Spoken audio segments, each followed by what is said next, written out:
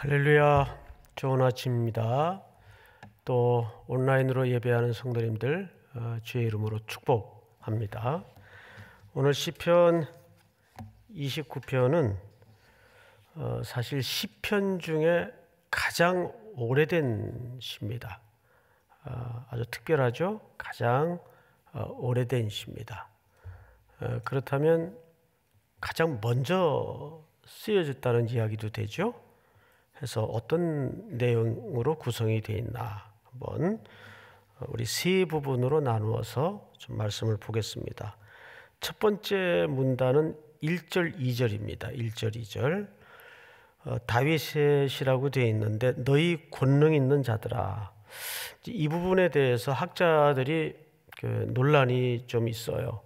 이걸 그냥 그대로 직역을 하면 하나님의 아들들 또는 신의 아들 정도로 직역이 되는데, 우리가 지금 아침마다 함께 온 성도가 보고 있는 매일 성경에는 세상의 군왕들로 이렇게 또 이해를 담았습니다.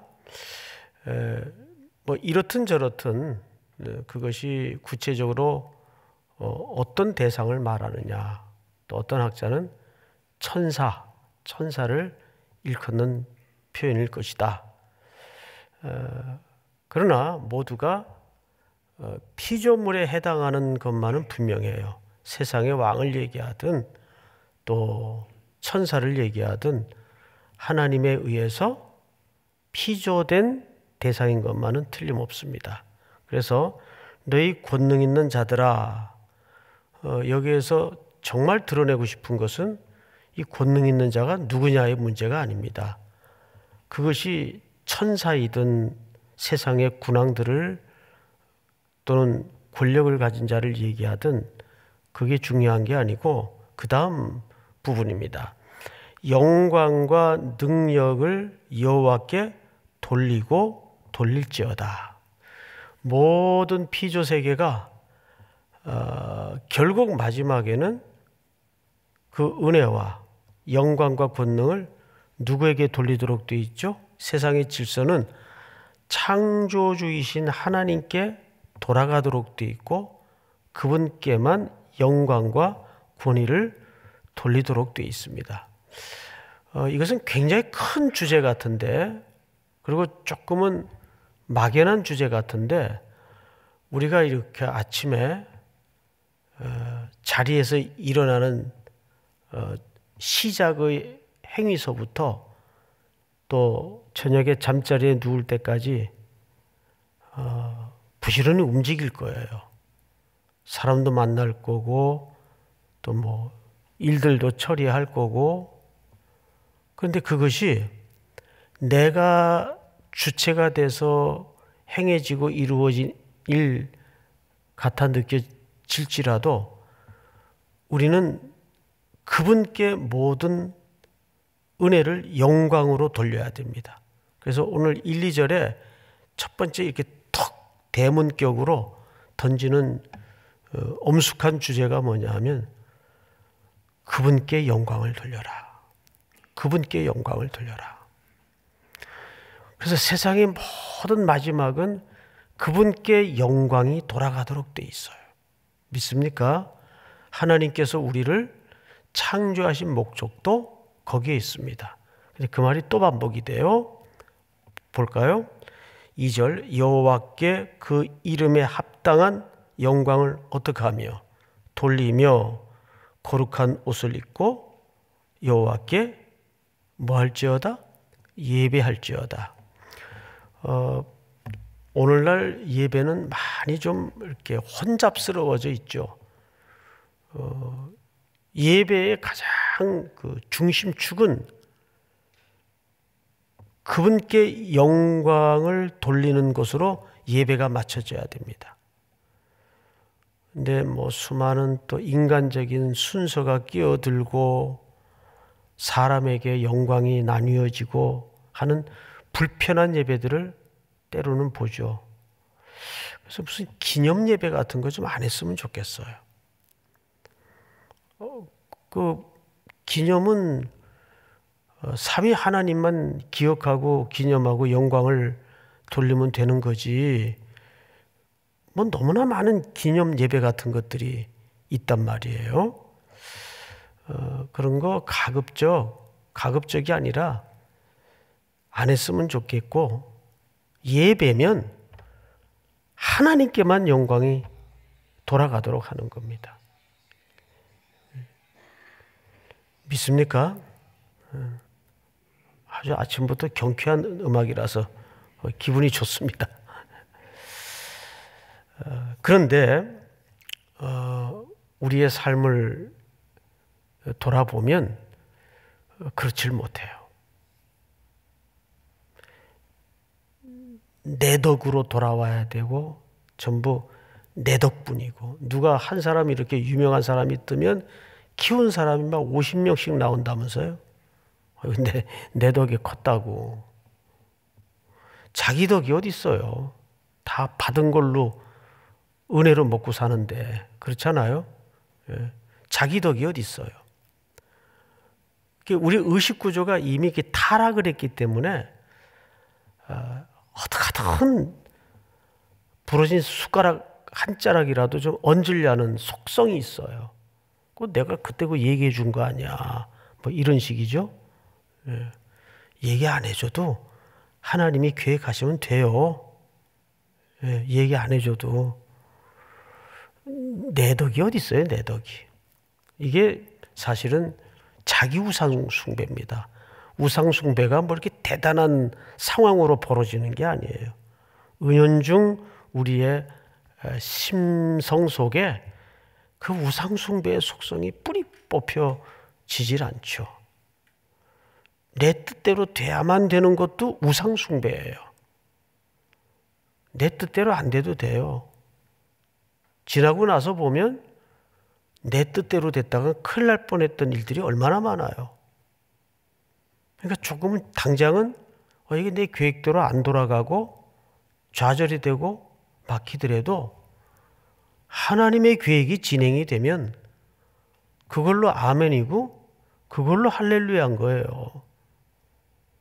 그래서 항상 하나님께 영광을 돌리고 그분께 모든 존귀가 돌아가려면 그분의 주권을 인정해야 돼요. 모든 만물의 주인과 로드십은 그분께 있다. 믿습니까? 오늘도 우리 호흡 한 자락마저도 그런 인식을 시켜지지 않도록 항상 하나님께 분초라도 집중해서 호흡하는 하루가 되기를 축복합니다. 자, 두 번째가 소리입니다. 소리. 두 번째, 하나님께 영광을 돌려야 되는데 어떻게 영광을 돌릴 수 있는가 하면 이 3절서부터 제일 자주 반복해서 7번씩이나 등장하는 표현이 있어요. 여호와의 소리. 여호와의 소리. 한번 제가 좀 읽겠습니다. 여호와의 소리가 어디 있어요? 물, 영광의 하나님의 우레소리를 내시니, 우레소리는 천둥 번개 소리인데 하나님의 현현을 묘사하는 표현입니다. 하나님의 현현. 근데 여호와의 소리가, 우레와 같은 소리가 물에 있어요. 물, 바다를 얘기하는 거예요. 이 바다는 야암이라 그래서 고대 세계에서는 바알을 숭상하는, 바알 신이 주관하는 지역이 바다입니다. 날씨의 신이라고도 해요. 여러분, 바알은 여러 종류의 바알이 있어요. 한 종류만이 아닙니다. 거기에 하나님이 현현하셔서 그것들을 통치하시고 제어하시고 주관하시고 다스린다는 뜻이에요. 그래서 사복음서에도 보면 예수님이 바다를 다스리잖아요. 풍랑을 다스리잖아요. 이게 중요한 메시지입니다. 어둠의 세계를 제어하시고 통치하시고 다스린다는 뜻이에요. 근데 우리가 지금 하루를 시작하는 것이 어디에 영업하는 자와 같다고 시편 기자가 노래했죠. 바다에서 영업하는 자와 같으니, 그 어둠의 권세가 넘실대는 세속의 바다에 우리는 매일 배 띄우는 거예요. 그러니 얼마나 긴장이 되고 위험이 도사리고 풍랑이 거세겠습니까? 자, 그런데 4절을 볼까요? 여호와의 소리가 힘 있으며 여호와의 소리가 위험차도다. 계속 나오죠? 여호와의 소리가 뭐를 꺾으셨어요? 백향목. 이 백향목은 어디 제품이 최고입니까? 레바논 제품.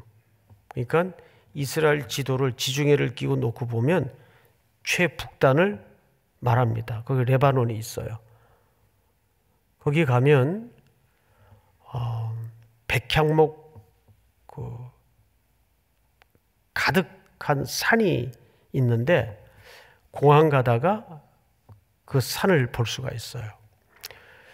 선교지 갔다가 공항 가는 길에 시간이 조금 남아서 그 백향목 산을 올라가 본 적이 있어요. 백향목 나무가 그렇게 키가 큰 줄 몰랐어요. 아름드리 나무인데 한 뿌리에서 5 그 기둥이 올라가더라고요. 어떤 나무는. 근데 백향목 나무에 특징들이 있습니다. 나무들이 다 쭉쭉 곧아요. 그리고 백향목 나무는 해발 2000m 이상에서만 큽니다. 쭉쭉 커요. 그리고 무성한 잎사구 사이사이를 보면 신기하게도 열매가 맺혀져 있는데, 열매가 이렇게 거꾸로 하늘을 향해 맺혀져 있어요. 백향나무. 그게 2000, 지금 정확한 기억은 안 나는데 2000m 높이의 산에 그 숲이 있더라고요. 그래서 거기서 솔로몬 욕을 했잖아요. 그 높은 산의 나무들을 벌목해다가 저 밑에 바다까지 끌어내려서, 그거 다 누가 했어요? 그 징집되어 그 땅에 상주했던 이스라엘 백성들이 그거 다 한 겁니다. 그 성전 짓는다고. 그리고 바닷길로 그 뗏목을 보내서 그 요빠 항구까지 실어 흘려보내는 거예요. 그러니 얼마나 많은 백성들이 고생을 했을까, 그런 생각을 좀 해봤어요. 근데 왜 솔로몬은 그렇게 그 백향목 나무로 성전과 궁궐을 지으려고 했을까? 왜 그랬을 것 같아요? 내공성이 백향목만한 나무가 없어요. 그러니까 그걸 뭐라 그러죠? 이게 단단함, 밀도가 가장 강한 나무가 백향목입니다. 근데 그걸 누가 꺾어요? 하나님이 꺾어요.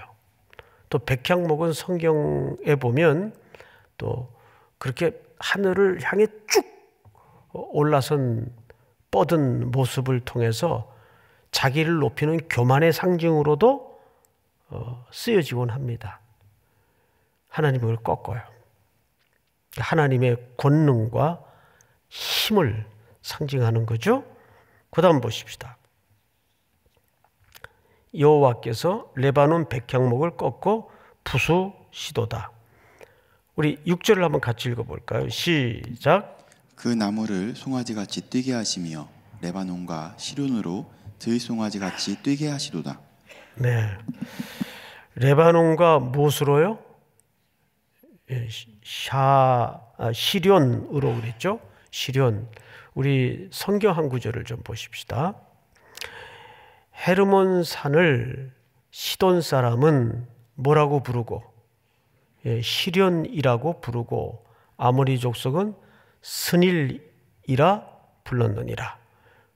그러니까 이 시련은 어느 산을 얘기하는 거예요? 헤르몬 산을 얘기하는 거예요. 그리고 이 헤르몬 산은 시돈 사람들은 시련이라고 부르고, 아모리 족속은 스닐이라고도, 그러니까 용어가 달랐죠. 백두산 놓고도 중국 사람들 부르는 것과 우리가 부르는 것이 다르죠. 성경을 또 볼까요? 여호와의 소리가 화염을 가르시도다. 여호와의 소리가 광야를 진동하시며 여호와께서 가데스 광야를 진동시키도다. 가데스가 어디입니까? 최남단이에요. 그러면 잘 보세요. 지금 이 시인이 놀라운 얘기를 하고 있는 거예요. 그러고 보니까 최북단의 레바논 산맥과 헤르몬 산, 그리고 최남단의 가데스 지역까지. 그러면 이 범주는 이스라엘 전역을 포괄하고 있어요. 이스라엘은 누구의 백성이죠? 하나님의 백성이에요.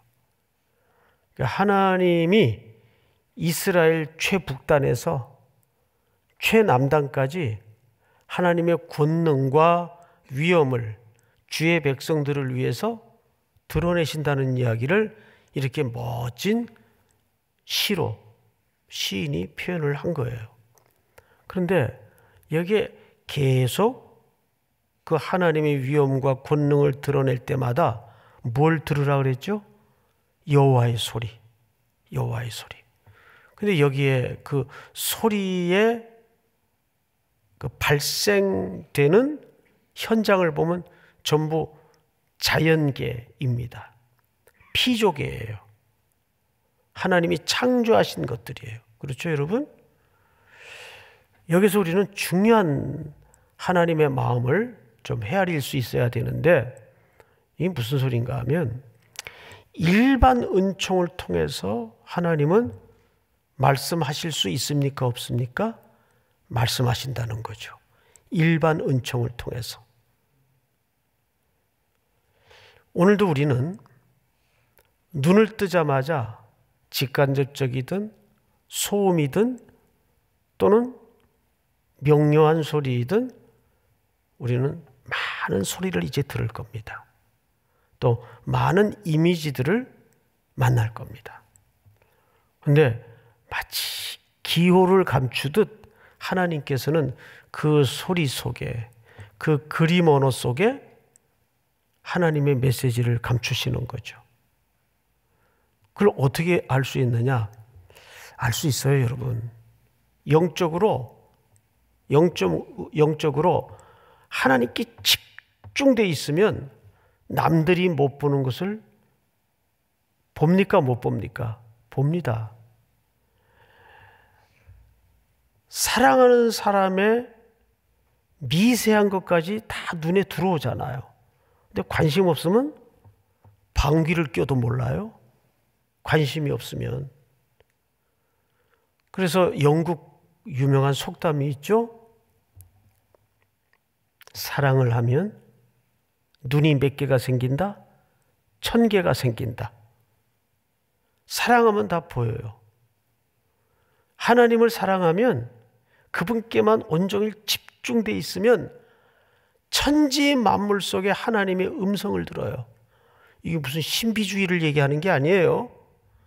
그 속에 이 하나님, 이 세계 누가 지으셨어요? 누구 작품이에요? 하나님 작품 아닙니까? 그러면 곳곳에 하나님은 하나님의 마음을 담아놓고 하나님의 성품을 담아놓고, 그래서 그 하나님께 집중되어 있으면 갈대가 흔들리는 그 가을 풍경 속에도 은혜를 받을 수 있어요. 할렐루야. 무슨 뜻인지 이해가 되시죠, 여러분? 사랑을 하면 눈이 1000개가 생기듯 하나님을 사랑하면 가을바람에 일렁이는 갈대를 보고도 감동을 받고 은혜를 받아요. 그러니까 이 자연계 속에, 일반 은총 속에 너무나 많은 하나님의 메시지를 빼곡히 감추어 놨어요. 그래서 인생을 늘 기대와 흥분과 설레임에 살 수 있는 비결은 주님 사랑하는 거예요. 주님 사랑하면 그게 들려요. 그게 보여요. 그게 느껴져요. 믿습니까? 그래도 시큰둥하시고 믿으시죠? 예. 마지막으로 9절에 보니까 여호와의 소리가 암사슴을 어떻게 했대요? 낙태했다. 그런데 이 번역이 조금 좀 그렇습니다. 이 출산했다 그 말이에요. 출산했다는 것을 어떻게 낙태했다라고 번역을 해버렸네요. 그 풋노트에 보면 새끼를 낳게 이렇게 번역할 수 있다라고 되어 있죠. 예. 9절에 보시면 여호와의 소리가 암사슴을 낙태하게 하시고 삼림을 말갛게 벗기시니 그의 성전에서 그의 모든 것들이 말하기를 자, 모든 최종적 이 자연계를 통해 드러낸 하나님의 얼굴, 표정, 심성을 만난 사람은 딱 두 글자로밖에 고백을 못해요. 영광이로다. 영광. 할렐루야.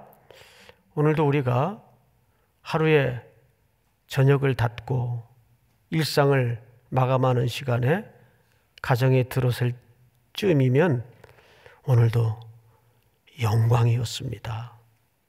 고백하는 복된 하루가 되기를 축복합니다. 그런 고백이 있는 성도들에게 하나님이 뭘 약속하시는가? 마지막으로 11절 전체가 같이 읽겠습니다. 시작. 여호와께서 자기 백성에게 힘을 주시며 여호와께서 자기 백성에게 평강의 복을 주시리로다. 평강이 뭐죠? 샬롬이죠. 샬롬. 여러분, 사회복지가 요즘 최고 이제 그 블루오션이죠. 또 이쪽에 많이 또 국가도 관심을 갖고 백성들에게 섬기려고 애를 쓰고 있는데 성도의 최고의 복지는 하나님의 샬롬입니다. 그렇죠, 여러분?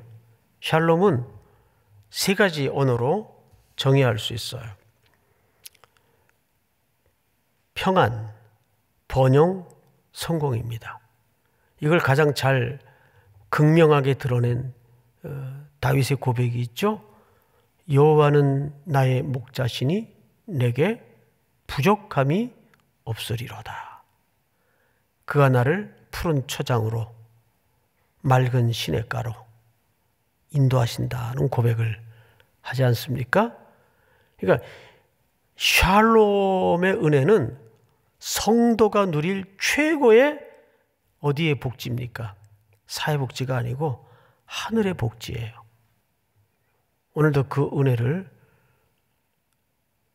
주시는 대로 누릴 수 있는 하나님의 소리에 눈뜨는 귀 여는 하루 종일이 될 수 있기를 축복합니다. 우리 기도합시다. 오늘 주신 말씀 붙들고 이 말씀대로 하루를 누리게 하시고 영광이 되는 하루가 되게 하시고 또 코로나19가 속히 멈출 수 있도록 자비를 베풀어 주시며 이제 연말을 향하여 우리 삼일교회가 또 예결위가 구성이 되고 또 교역자님들의 보직에 대한 임무가 이제 새롭게 조직이 됩니다.